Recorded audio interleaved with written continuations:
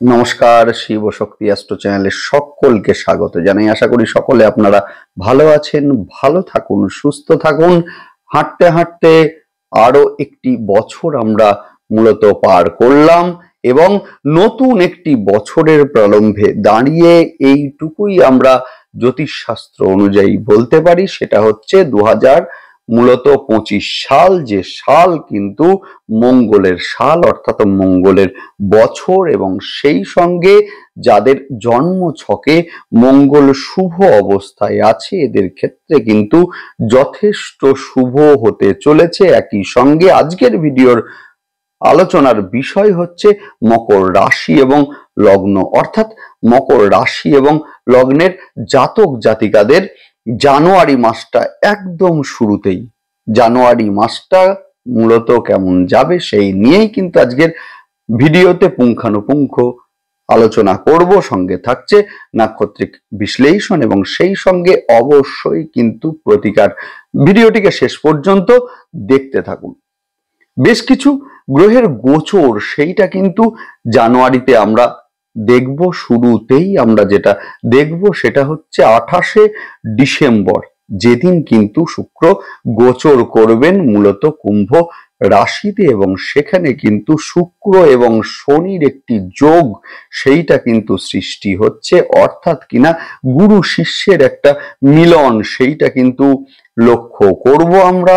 সেই সঙ্গে শনি কিন্তু এখন স্বক্ষেত্রস্থ অবস্থায় অবস্থান করছেন এবং শনি এবং শুক্রের এই যে যোগ সেইটা কিন্তু মূলত আমরা লক্ষ্য করব 30 বছর অন্তর অন্তর আসে।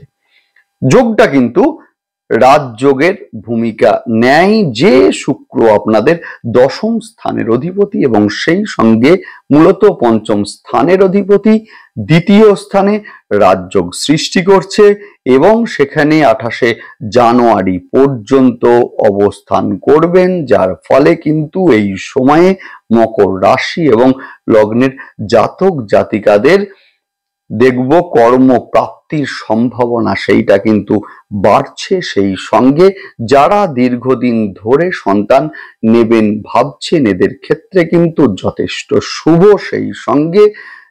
সেই সঙ্গে প্রেমের সম্পর্কের মধ্যে যারা আছেন এদের সেই সম্পর্ক শুভ পরিণতি মূলত এই সময়ে পেতে চলেছে। বিবাহ ফাইনালাইজড হতেও কিন্তু আমরা এই সময়ে লক্ষ্য করব।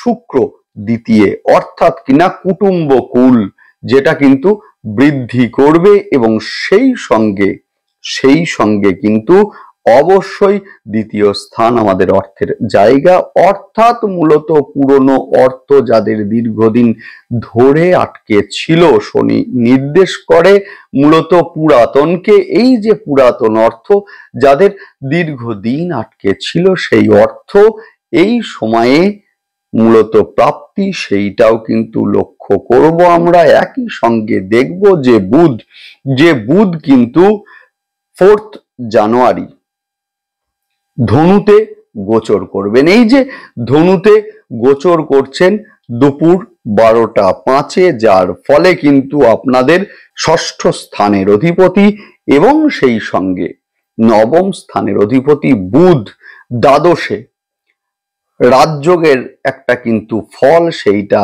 আসবে আমাদের। এবং সেই সঙ্গে যারা এই সময়ে কর্মসূত্রে বিদেশে যেতে চলেছেন এদের ক্ষেত্রে কিন্তু যথেষ্ট শুভ। যদিও একটা কথা আমাদের বলতে হবে, সেটা হচ্ছে 14 জানুয়ারি, এই যে 14 জানুয়ারি সকাল 8টা 55 মকর রাশি এবং লগ্নের অষ্টম স্থানের অধিপতি রবি, যিনি কিন্তু আপনাদের রাশি বা লগ্নের ওপরে গোচর করবেন, যার ফলে কিন্তু শারীরিক অসুস্থতা এই সময়ে কিছুটা দুশ্চিন্তার মধ্যে ফেলতে পারে। যদিও প্রতিকার ভিডিওর শেষেই আমি আলোচনা করব, অবশ্যই আপনারা ভিডিওটিকে শেষ পর্যন্ত দেখতে থাকুন। সেই সঙ্গে পিতার শরীর নিয়ে এই সময়ে কিছুটা সতর্কতা সেইটা কিন্তু আমাদের অবলম্বন করতে হবে। যাই হোক, শুরু করছি বিস্তারিত আলোচনা। শুরু করার আগে সকলকে অনুরোধ করব অবশ্যই আপনারা চ্যানেলটিকে সাবস্ক্রাইব করবেন। দেখুন, গ্রহের গোচর সেটা স্বল্প সময়ের জন্যই হোক বা দীর্ঘ সময়ের জন্যই হোক, গ্রহের গোচরের একটা ইম্প্যাক্ট কিন্তু আমাদের জীবনে ভীষণভাবে পড়ে। যে কোনো সিদ্ধান্ত নেওয়ার পূর্বে কিন্তু গ্রহের গোচর আমাদেরকে দেখতে হবে, যে সিদ্ধান্ত আমরা নিচ্ছি সেই সিদ্ধান্ত গ্রহের গোচর আমাদের পারমিট মূলত করবে কিনা এই সময়ে। যদি এই সময়ে গ্রহের গোচরের সঙ্গে আপনার সিদ্ধান্ত একই হয়, সেই ক্ষেত্রে কিন্তু অবশ্যই সিদ্ধান্ত আপনার সঠিক এবং সেই ক্ষেত্রে কিন্তু আপনার জীবনে 90% সমস্যার সমাধান হবেই হবে। কোনো প্রতিকারের দরকার নেই, কোনো স্টোনের দরকার নেই। সুতরাং যে কোনো সিদ্ধান্ত নেওয়ার পূর্বে কিন্তু গ্রহের গোচর সেইটা আগে দেখে নিন। দেখবেন কিভাবে, বুঝবেন কিভাবে? অবশ্যই আপনারা সাবস্ক্রাইব করবেন চ্যানেলটিকে, যাতে গ্রহের প্রতিটা গোচরের সঙ্গে সঙ্গে ভিডিওর নোটিফিকেশন আপনাদের কাছে সঠিক সময়ে পৌঁছে যায়। যাই হোক, শুরু করছি বিস্তারিত আলোচনা। মকর রাশির কিন্তু 7.5 অলরেডি এই মুহূর্তে চলছে। সবচেয়ে ভালো জিনিস যেটা সেটা হচ্ছে, বা ভালো বিষয় যেটা সেটা হচ্ছে, 29শে মার্চ রাত্রি 11:07 পর কিন্তু মকরের ওপর থেকে শনিদেবের 7.5 সরছে। সুতরাং উন্নতির দুয়ার সেটা কিন্তু খুলবে যদি আপনার জন্মছক এই সময়ে আপনাকে সহযোগিতা করে। এবং সেই সঙ্গে বলবো যে 2025 যেটা কিন্তু মঙ্গলের বছর, এবং সেই সঙ্গে যথেষ্ট ভালো আপনাদের অবশ্যই কাটবে, যেহেতু মঙ্গল আপনাদের মূলত 4th হাউস এবং সেই সঙ্গে 11th হাউসের অধিপতি। সেই সঙ্গে আরো একটা সুখবর, সেইটা হচ্ছে 28শে ডিসেম্বর, যেদিন কিন্তু আপনাদের দ্বিতীয় স্থানে শনি এবং শুক্রের একটা যোগ, রাজযোগ, সেইটা কিন্তু সৃষ্টি হচ্ছে, যার ফলে কিন্তু কর্মপ্রাপ্তির ক্ষেত্রে যেমন সময়টি শুভ। বিভিন্ন কোম্পানিতে যারা দীর্ঘদিন ধরে জবের জন্য আপনারা যাচ্ছিলেন, এবারে কিন্তু বলবো যোগটাকে আপনারা কাজে লাগান, ভীষণ ভালো রেজাল্ট আপনারা অবশ্যই পাবেন। অফিসে যাদের প্রমোশন দীর্ঘদিন ধরে আটকে ছিল, এবারে কিন্তু দেখব সেই প্রমোশন হতে, এবং সেই সঙ্গে কর্মের ক্ষেত্রে আর্থিক দিক থেকে কিছুটা বেনিফিটের জায়গা সেইটা কিন্তু সৃষ্টি হতে। এই সময়ে কিন্তু যাদের অফিসে পুরাতন অর্থ মূলত আটকে ছিল, সেই অর্থের এই সময়ে প্রাপ্তি সেইটা কিন্তু লক্ষণীয় হতে পারে। ইনক্রিমেন্ট এই সময়ে বাড়লো অথবা স্যালারি কিছুটা বাড়লো, সেই ধরনের ঘটনাও কিন্তু এই সময়ে লক্ষণীয়। যারা মেডিসিন বা মেডিকেল রিলেটেড যে কোনো ব্যবসার সঙ্গে যুক্ত আছেন, খাদ্যদ্রব্যের সঙ্গে যুক্ত আছেন, রেডিমেড যে কোনো পোশাকের সঙ্গে যুক্ত আছেন, মিডিয়ার সঙ্গে যুক্ত আছেন, বিউটি পার্লার আছে, অথবা আপনারা লৌহ জাতীয় যে কোনো দ্রব্যের ব্যবসা করছেন, এদের ক্ষেত্রে কিন্তু আয় এই সময়ে বাড়বে। সন্তান নেওয়ার জন্য যারা দীর্ঘদিন ধরে পরিকল্পনা করছিলেন, এদের ক্ষেত্রে কিন্তু এই সময়টি যথেষ্ট শুভ। সময়কে আপনারা ইউটিলাইজ এই সময়ে অবশ্যই করুন। সেই সঙ্গে যাদের সন্তান দীর্ঘদিন ধরে বিভিন্ন অসুখে ভুগছিল, এদের ক্ষেত্রে কিন্তু সেই অসুখ ধরা পড়বে। এবার বেটার একটা মূলত ট্রিটমেন্ট সেইটা কিন্তু এই সময়ে আসবে।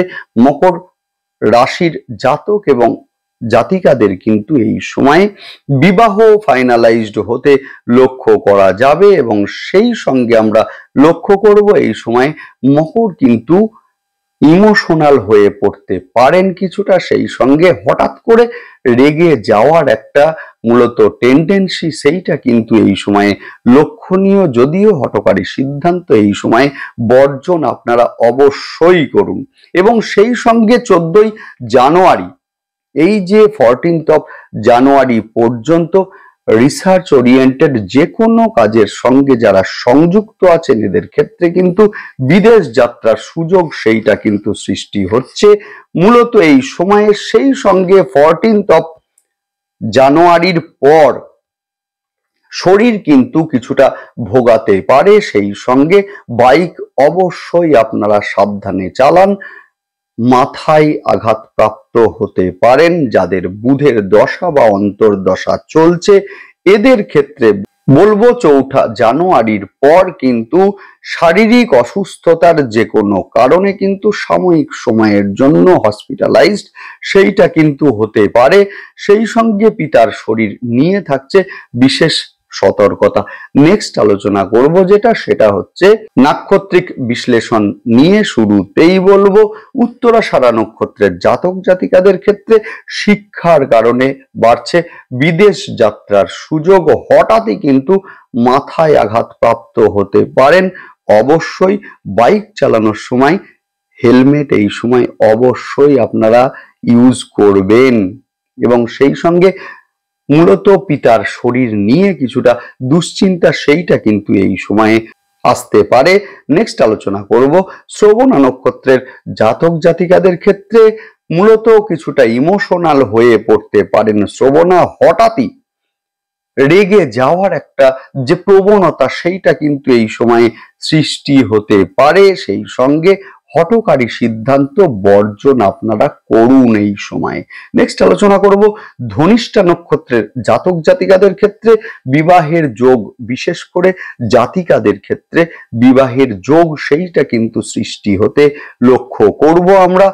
আগুন, বৈদ্যুতিক যন্ত্র এবং সেই সঙ্গে ধারালো যে কোনো জিনিস থেকে সাবধানে থাকুন। সেই সঙ্গে স্বামী বা স্ত্রীর শরীর নিয়ে কিছুটা দুশ্চিন্তা সেইটা কিন্তু সৃষ্টি হতে পারে, যদিও এই সময়ে কিন্তু স্বামী বা স্ত্রীর দেখব কর্মপ্রাপ্তির একটা সম্ভাবনা এই সময় সৃষ্টি হতে। নেক্সট আলোচনা করব প্রতিকার নিয়ে। যদিও একটা কথা তার আগে বলে রাখি, সেটা হচ্ছে এতক্ষণ যে প্রেডিকশন হলো সেটি একটি জেনারেল প্রেডিকশন মাত্র। আসল কথা বলবে কিন্তু আপনার জন্ম ছকে অবস্থানকারী গ্রহ এবং সেই গ্রহের দশা এবং অন্তর্দশা। যাই হোক, নেক্সট আলোচনা করব প্রতিকার নিয়ে। 2025 সাল মঙ্গলের বছর। যদি কারোর জন্ম ছকে মঙ্গল নিচস্থ বা শত্রু গৃহগত থাকে এদের ক্ষেত্রে বলবো অবশ্যই কিন্তু আপনারা যেটা করবেন সেটা হচ্ছে 27 বার মা বগলামুখীর ধ্যান মন্ত্র জপ করতে থাকুন। ভীষণ ভালো রেজাল্ট আপনারা অবশ্যই পাবেন। এবং সেই সঙ্গে আরো একটি কথা বলে রাখি, সেটা হচ্ছে যে যখন আপনারা কর্মস্থলে বেরোবেন সাকসেস আটকে যাচ্ছে এমন অবস্থায় হাতের মণিবন্ধে আপনারা লাল কালি দিয়ে 9 সংখ্যা লিখে রাখুন। ভীষণ ভালো রেজাল্ট আপনারা অবশ্যই পাবেন। এবং সেই সঙ্গে বলবো যে যেহেতু দ্বিতীয় স্থানে শুক্র এবং শনির একটা যোগ সৃষ্টি হচ্ছে, সুতরাং অবশ্যই আপনারা এই যোগকে কাজে লাগান। এবং যাদের জন্ম ছকে শুক্র এবং শনি মূলত ডাউন আছে অর্থাৎ নিচস্থ আছে অথবা শত্রু গৃহগত আছে এদের ক্ষেত্রে বলবো আপনারা কিন্তু অবশ্যই যে কোনো আপনার বাড়ির আশেপাশে দেখুন, মূলত প্রতিকার কিন্তু দুমদাম দেওয়া যায় না, অর্থাৎ মাথায় এলো দিয়ে দিলাম সেরকম কিন্তু বিষয়টা নয়। অ্যাকচুয়ালি প্রতিকার দেওয়ার নিয়ম হচ্ছে যেভাবে গ্রহ অবস্থান করছে এবং সেই সঙ্গে গ্রহের যে কারকতা সেইটার উপরে বিচার করে আমাদেরকে প্রতিকারটা সিলেক্ট আমাদের করতে হয়। এখন দ্বিতীয় স্থান হচ্ছে কুটুম্বকুলকে নির্দেশ করে, অর্থাৎ আপনাদের বাড়ির আশেপাশে যদি কোনো কুটুম্ব থাকে অথবা আপনার অফিসের আশেপাশে যদি কোনো মা দক্ষিণাকালীর মন্দির থাকে, এই যে দশম স্থান, অর্থাৎ যদি দক্ষিণাকালীর মন্দির থাকে সেই ক্ষেত্রে বলবো আপনারা সেখানে যান এবং সেখানে গিয়ে দক্ষিণাকালীর ধ্যান মন্ত্র পাঠ করুন অথবা মোবাইলে চালিয়ে শুনুন। রুদ্রাভিষেক আপনারা সেখানে করে আসুন। সেখান থেকে আসার সময় অবশ্যই আপনারা ভিখারিদেরকে কিছু অর্থ সাহায্য দিয়ে আসবেন। যদি সেটা না পান সেই ক্ষেত্রে 6মুখী এবং 7মুখী রুদ্রাক্ষ শোধন করে ধারণ আপনারা অবশ্যই করুন এবং সেই সঙ্গে বাড়ির দক্ষিণ পূর্ব দিককে অবশ্যই আপনারা এই সময়ে পরিষ্কার রাখুন, নোংরা জলের ফ্লো হতে দেবেন না এবং সেই সঙ্গে বলবো যদি পারেন মানি প্ল্যান্ট গাছ সেখানে লাগিয়ে দিন। দেখুন এই যোগ আপনার ফেভারে আসবেই আসবে। সেই সঙ্গে আরো একটা কথা বলে রাখি, সেটা হচ্ছে বাড়ির পশ্চিম দিককে আপনারা পরিষ্কার রাখুন যেন বাড়ির পশ্চিম দিক নোংরা না থাকে অথবা ডাউন না থাকে। ভীষণ ভালো রেজাল্ট আপনারা অবশ্যই পাবেন, অবশ্যই পাবেন। এবং সেই সঙ্গে আরো একটা কথা বলবো, সেটা হচ্ছে এই সময়ে ছেঁড়া জামা বা পোশাক আপনারা ব্যবহার করবেন না। অবশ্যই যে কোনো কর্মে যাওয়ার সময় হালকা পারফিউম আপনারা ইউজ অবশ্যই করতে পারেন। যাই হোক, ভালো থাকুন সকলে, সুস্থ থাকুন। নতুন বছর শুরুর মাস একদম ভালো কাটুক আপনাদের। যাই হোক, দেখতে থাকুন, অবশ্যই সঙ্গে থাকুন এবং সেই সঙ্গে অবশ্যই আপনারা চ্যানেলটিকে সাবস্ক্রাইব করবেন। নমস্কার।